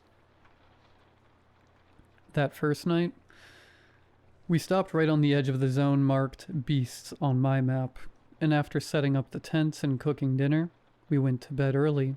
Or rather, I went to bed early. Nina and Jason had plans for an after-dark walk through the forest ahead, but the map's warnings had spooked me, so I decided to stay behind. And while I slept, they went off to enjoy their privacy in the depths of the forest, inside the Beasts Zone. I dimly remember waking up later that night to see lights in the distance, accompanied by faint howls and barks. But once the glow and the noise faded, I drifted back to sleep almost immediately. In my defense, I was really tired. When Nina and Jason came back the next morning, I knew at once that something was wrong. They'd left shirt buttons undone, boots unlaced, jackets left hanging off one shoulder, and neither of them seemed to notice. I tried to ask what was wrong, but they struggled to even speak. Jason could only grunt, while Nina barely mumbled out a few vague sentences about what had happened. "Can't think," she mumbled. "Hurts to think. Saw lights in the forest. Lights gave something, but took something away." Whimpering, she staggered off, muttering under her breath. From what little I could hear, it sounded like she was reciting the alphabet, but she kept forgetting it. Still, the two of them tried to go about their morning routine, preparing breakfast and packing up the campsite, but Nina had trouble working the camping stove, despite being a veteran camper of more than a decade, while Jason could only clumsily paw at the tent pegs. I tried to help him, but the moment I got within arm's reach, Jason spun around and snarled at me like a wild animal, eyes flashing scarlet, his teeth lengthening into fangs. While I fell backwards in fear, Nina suddenly seemed to grow several feet taller, tearing her boots open and almost ripping through her shirt as she rounded on Jason, roaring at her boyfriend like an angry bear. Jason bowed his head and cowered, visibly shrinking until his clothes almost engulfed him, the hairless tail of a rat snaking out of his oversized jeans. My now giant sister then clumsily helped me to my feet, nuzzling my face like a mother dog worrying over a wounded puppy, lowing in concern as she checked me for injuries, clumsily promising to keep me safe. "We'll go hunt," she grunted. "We'll bring food. You stay. Not safe out there." And without another word, she shrugged out of her ruined clothes, shrank into the form of a hawk, and flew away. Behind her, Jason expanded into the shape of a fox, and took off after her with a garbled shout of, "Wanna come too?" I was left sitting alone by the tent, quivering in fear, calling for help on the walkie-talkie, without hearing a single response for the next half an hour. Eventually, I set off in the opposite direction, hoping to track down one of the other family teams. I didn't know how they could help Nina and Jason, but I wasn't thinking that far ahead. All that mattered was finding help.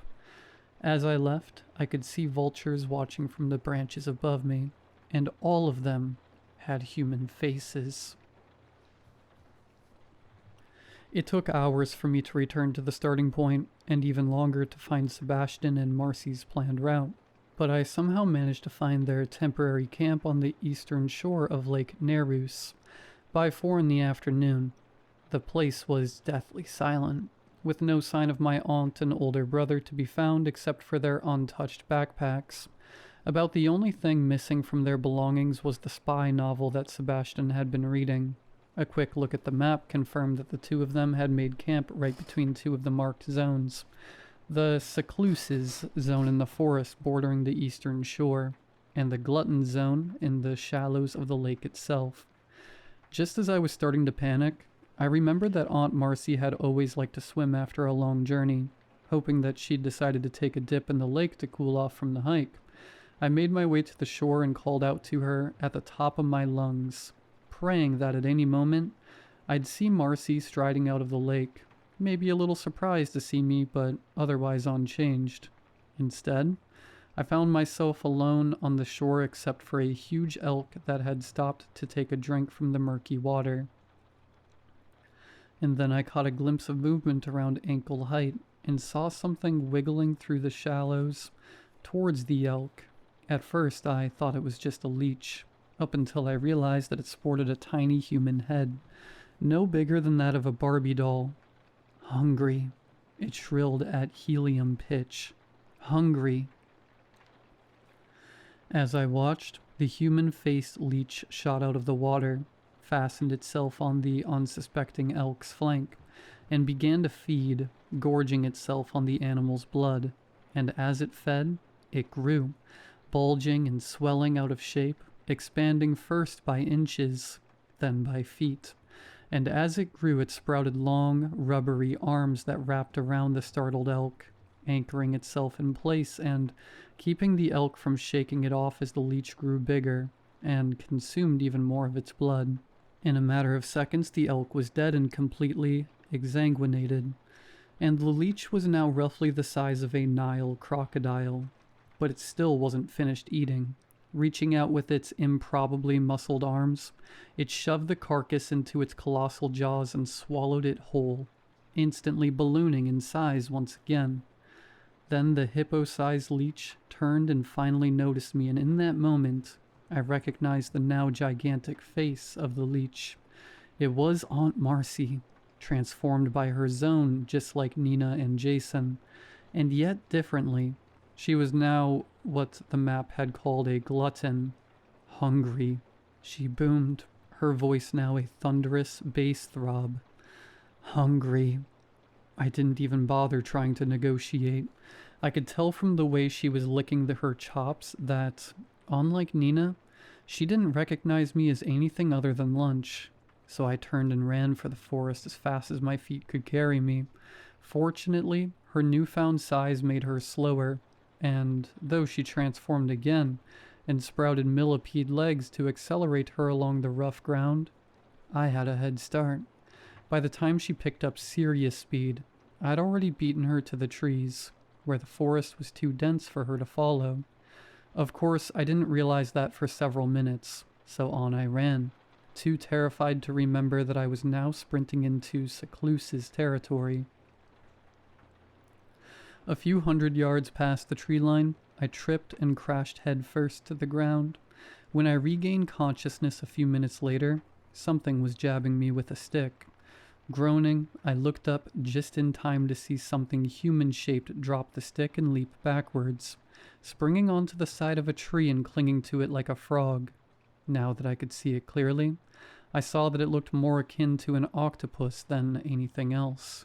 It had writhing tentacles in place of fingers, disproportionately long arms, a bulging, pulpy skull, and enormous eyes with slot-like pupils.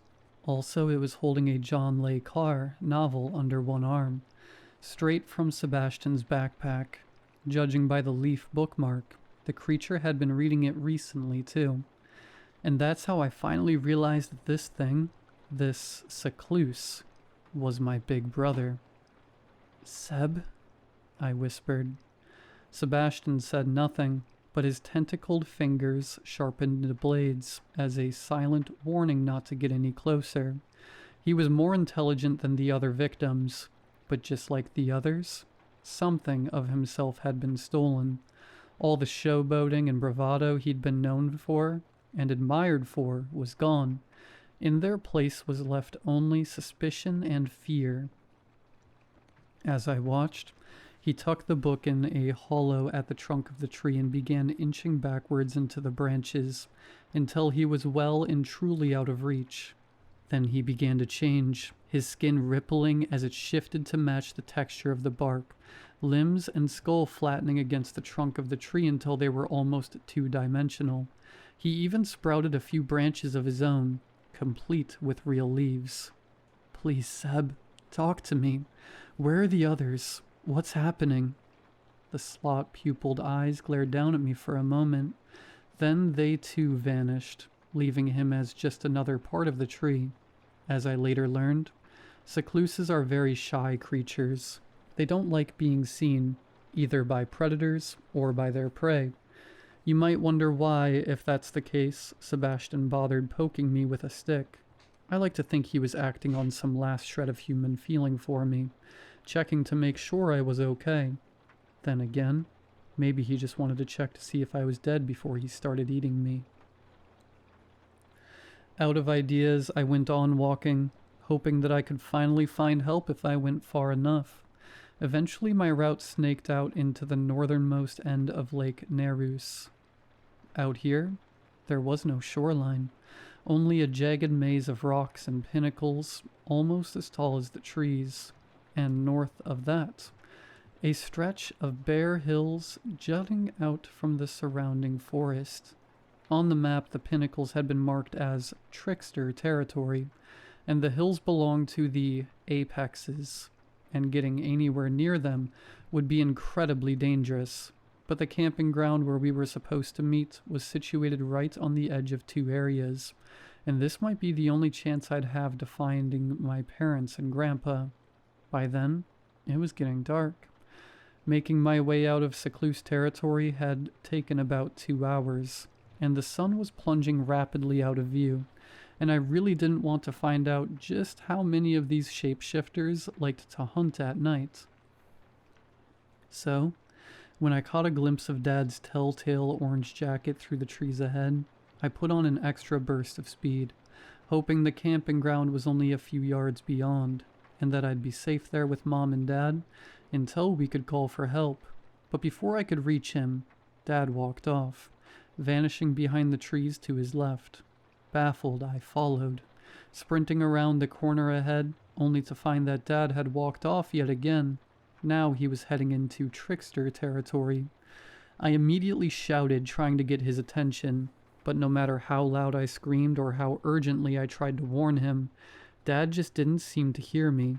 In desperation, I galloped after him, sprinting wildly towards the pinnacles with all the speed I could muster. And then, less than 5 feet away from me, Dad finally turned. He was smiling. But then, that's far too short and simple a word to describe the hideous grin he wore in that moment. Real human smiles don't literally stretch from ear to ear, and they usually don't sport long, needle-sharp fangs.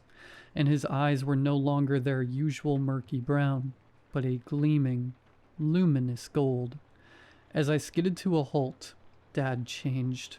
His body shifted into a dazzling display of transformation, sprouting giant feathery wings from his shoulders, his body stretching and bulging ludicrously as he took on the shapes of cartoon characters. His head suddenly a blurring collage of faces from everyone in our family, including me. His skin blushing with lurid shapes of color from neon purple to radioactive blue. All of it happening so quickly that my eyes struggled to make sense of it. Too late, I realized that the performance was a distraction, and I turned to run, but in that moment, Mom swooped in and knocked me off my feet, sending me crashing to the ground.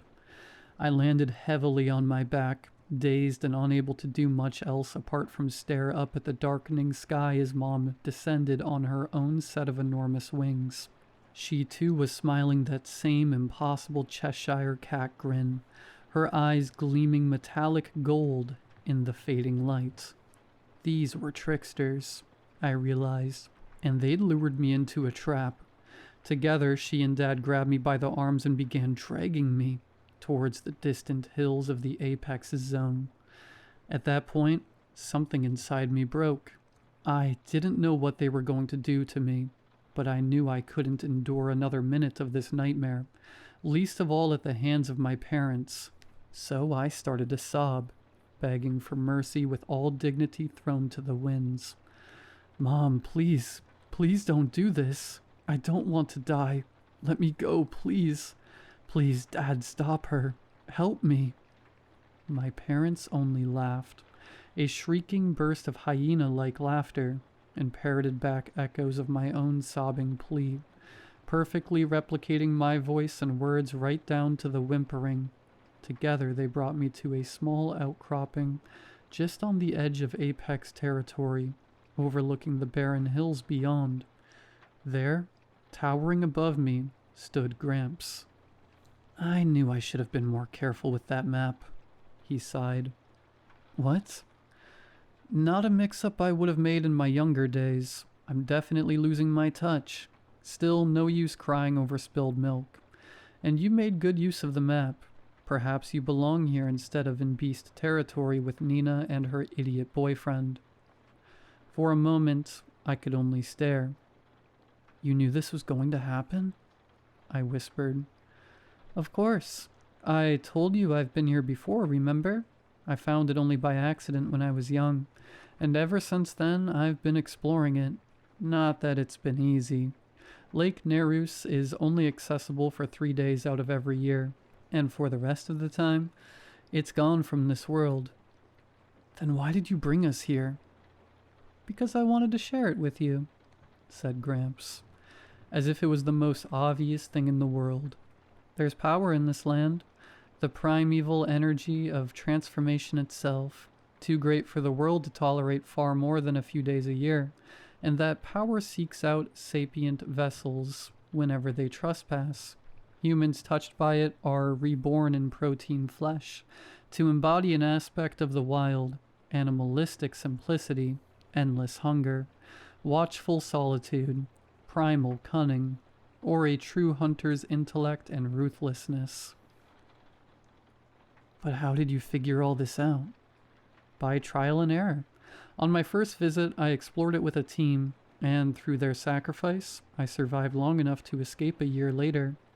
On every visit since, I've brought people with me to test the limits of its power, learning more with every sacrifice. But I'm getting too old to lure tourists out here, and I'm not sharp enough to document it anymore. So? He smiled.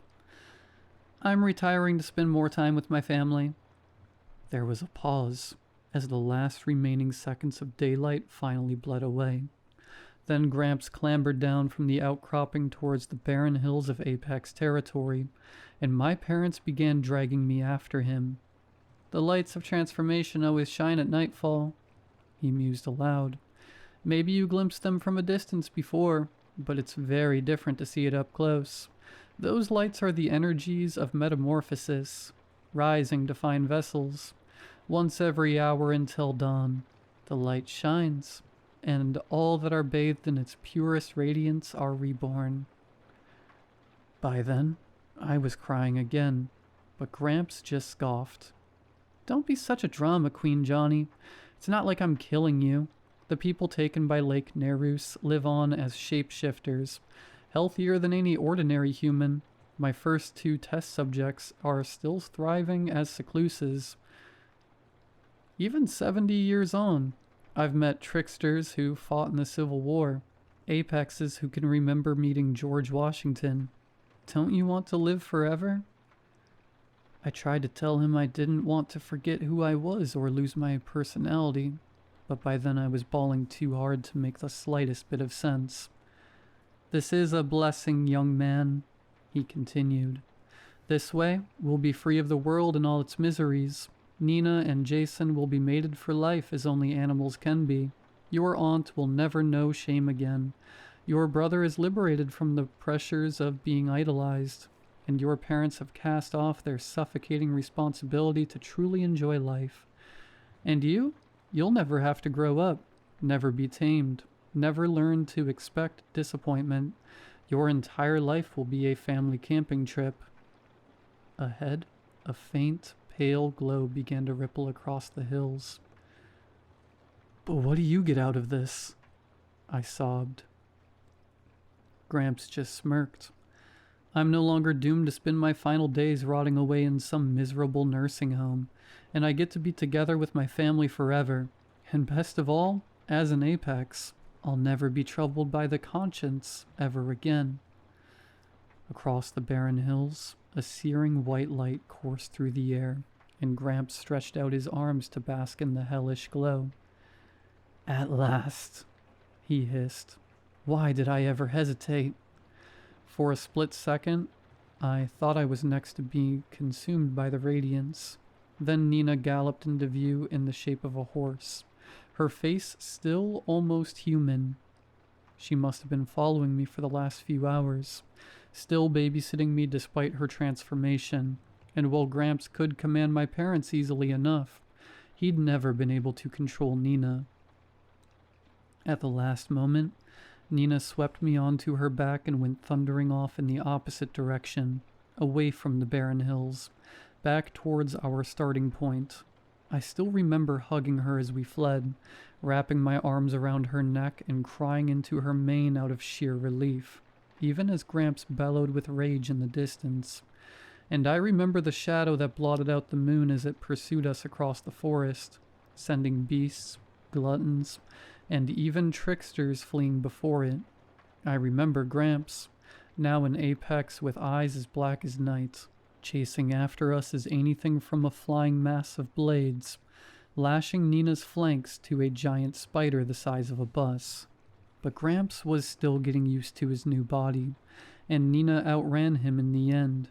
My last clear memory from that night is of being dropped off at the entrance and allowed to stagger off into the road, trying to ignore the sight of Nina and Gramps watching me from the trees. They couldn't follow me.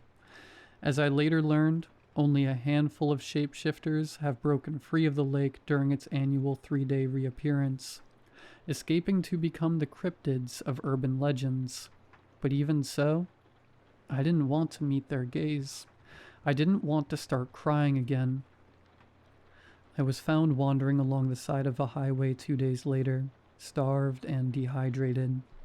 After a long stay in hospital, a brief media furore, a failed police investigation, and some rigorous counseling, I was told that Lake Nereus didn't exist, even tossed in the foster system with only a few keepsakes of my original family. And as luck would have it, one of those mementos just happened to include my grandfather's diary. It's been 20 years since then, and I find myself needing to write, because someone needs to know what really happened before it's too late. You see, ever since I was released from the mental hospital for the 3rd time, I've been traveling across the country, migrating from town to town, getting work where I can find it, but always moving on sooner or later. I'm living in Oregon now, and little by little, I'm making my way back to Lake Nereus. It's not because it entranced me or because Gramps brainwashed me or whatever. No, it's simply because after 20 years of loneliness, nightmares, failed relationships, brain-smothering therapy, and condescending social workers, Lake Nereus is the only place in the world that makes sense. So I'm writing this to ensure that some record of what really happened will remain, because I know I won't be able to stay away forever. Soon those precious 3 days of the year will arrive. Soon I'll be with my family again.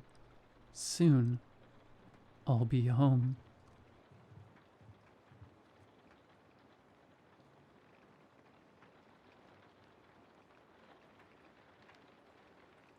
The first time I heard the hum, it was in the dead of night.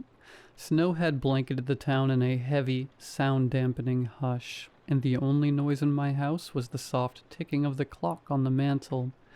I was drifting somewhere between sleep and wakefulness when it started, a low, mournful melody, barely audible but impossible to ignore. At first I thought it was the wind howling through the eaves, but this was different. It wasn't random. It was deliberate, rhythmic, almost human. I sat up in bed, holding my breath, straining to listen. The hum seemed to be coming from inside the house. My heart started to race as I fumbled for the lamp on my nightstand, but as soon as the light flickered on, the sound was gone like it had been swallowed by the darkness itself. I told myself it was nothing, just a trick of a half-dreaming mind, but when I went to the window, I froze. There were footprints in the snow, staring at the edge of the woods and leading straight to my house. They stopped abruptly beneath my bedroom window, as if whoever, or whatever, had been out there had been watching me. The next morning the town was buzzing with the news. Mrs. Avery, my neighbor 2 doors down, was missing. Her house was locked up tight, her car untouched in the driveway. The only thing anyone noticed was an odd sound, like faint humming, drifting around her property. Now I can't stop hearing it. The hum follows me everywhere I go, growing louder and closer, as if it's waiting for me to figure out what it wants. Or to take me too. At first I thought I was going mad, a sentient hum that wants to take me. It made no sense, but as the missing persons report kept flooding the bulletin boards, I knew something had to be happening. On the 16th of August, the mayor held a press conference. I'm flipping through channels when I spot her familiar face on Channel 7. I listen in. "Madame Watson, what is happening with all these missing people?" A reporter queries. "We want answers." The mayor responds, "There is an ongoing police investigation, and we are working hard to find your loved ones and bring them home safe." The camera zoomed in on the mayor's face, her calm demeanor faltering as the crowd's frustration erupted in a storm of shouts. Someone screamed from the back, their voice cutting through the noise. "You've been saying that for 2 weeks." The mayor's expression shifts. She seems uncomfortable, like she's holding something back. A flurry of shouting ensues before the station cuts to commercial. I take the remote and shuffle my thumb around until I feel the power button. I turn it off and head to bed. I lay there, silent.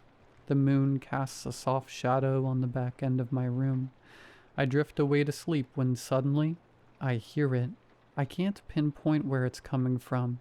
It's like a surround sound speaker turned to the lowest volume. The hum is soft yet eerie. I stand up, listening closer. I still don't know where it's coming from. I decide to investigate, so I equip myself with a flashlight and an old, dull kitchen knife. I hesitated at the edge of the woods, my flashlight beam barely penetrating the thick darkness ahead. Every instinct screamed at me to turn back, but the hum, the cursed hum, pulled me forward. It was as if I had no choice. The footprints continued well into the woods. Animals howling and snow breaking under my boots keep my mind off the god-awful hum in the background. Continuing, I see that the footprints veer off the trail into the denser, wilder area of the forest.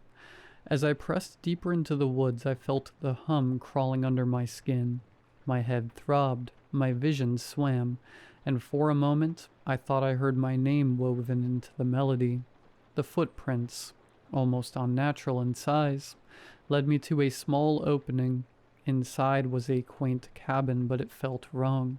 It looked ancient, yet new at the same time. The wood was plentiful with cracks, yet the hinges were freshly oiled. The door was slightly ajar, as though it was inviting me in. Stepping in the clearing, the hum was deafening. It smothered my mind in darkness. I raised my flashlight and stepped forward, the crunching snow becoming a haven from the hum. Then, I saw it. Movement inside. I stood there for a moment. Should I have gone back? I whispered to no one. I was in too deep now. I enter the cabin, the floorboards a symphony under my weight. I clear the cabin, but no one is inside. Looking deeper, I see musical instruments. A piano, its keys yellowed with age. An old 6-string with 1 string snapped. And a gramophone, gleaming flawlessly despite the state of the cabin.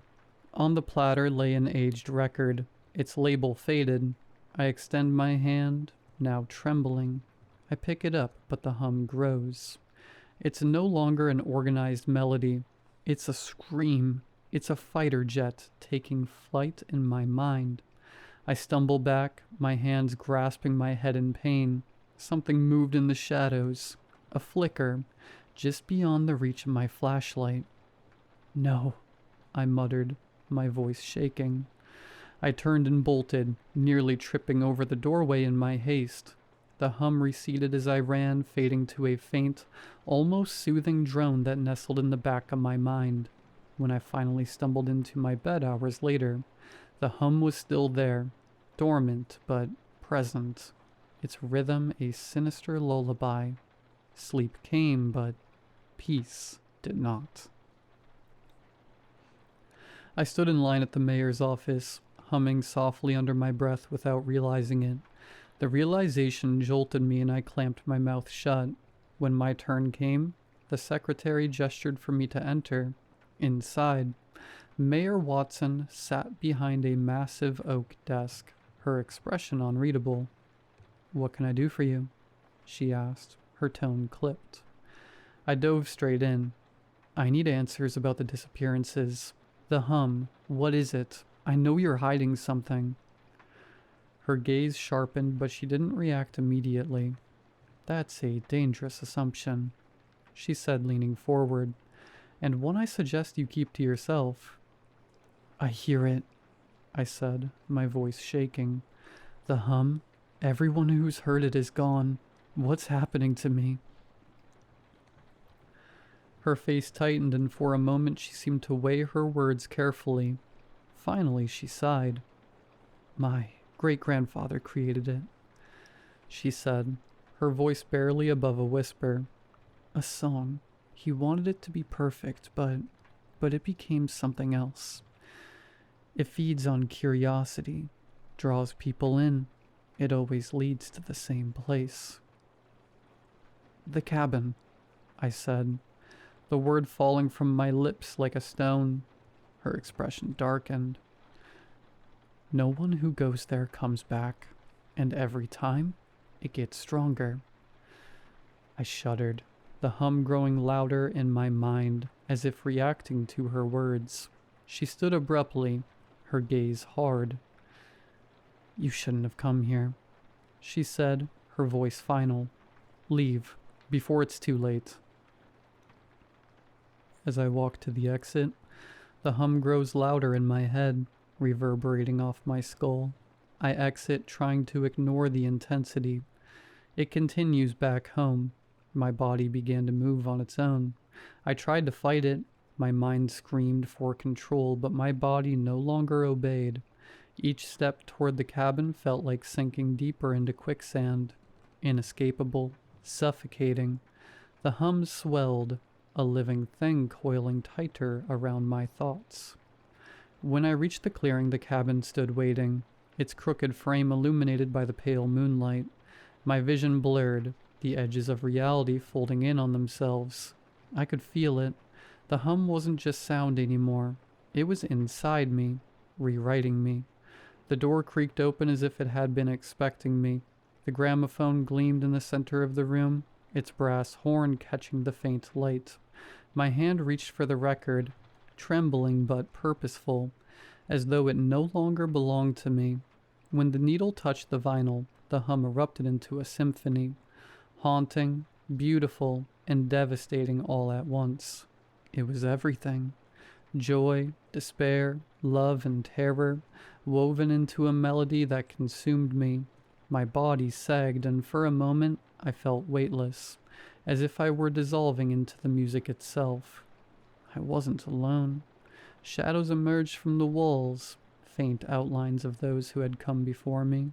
Their eyes glowed faintly, their mouths moving in unison to the hum. I tried to scream, but no sound came. They weren't trapped. They were the hum. My vision faded, but I could still hear the song, now clearer than ever. It whispered promises, beckoning others. It wasn't just music. It was a message, a signal, and I was its newest voice.